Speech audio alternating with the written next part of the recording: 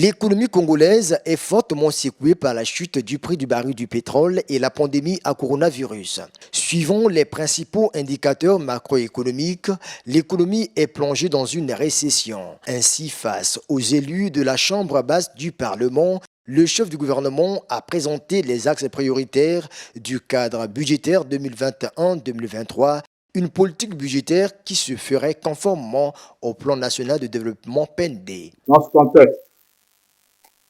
la priorité du gouvernement au cours de période 2021-2023 sera de mobiliser toutes les ressources nécessaires, tant sur le plan interne qu'externe,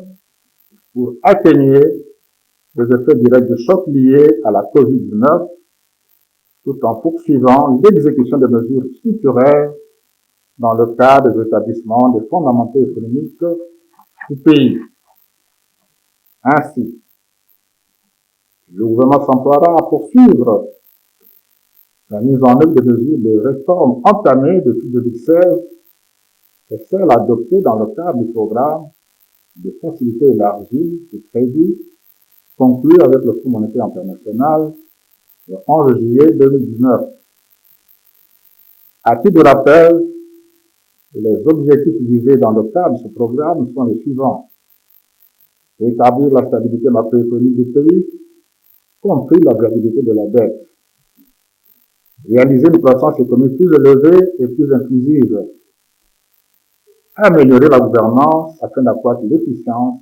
et la transparence dans la gestion des ressources publiques, en particulier dans le secteur pétrolier, enfin protéger les groupes vulnérables de notre population. Il fait également de relever que les choix budgétaires couvrant la période 2021-2023 demeurent en droite ligne avec les grands axes de PND, à savoir le renforcement de la gouvernance dans toutes ses composantes. Pour une meilleure riposte aux multiples préoccupations sociales que connaît le pays, le gouvernement mise sur la diversification de l'économie et la mise en œuvre des réformes engagées dans le secteur des finances pour le relèvement de l'économie nationale.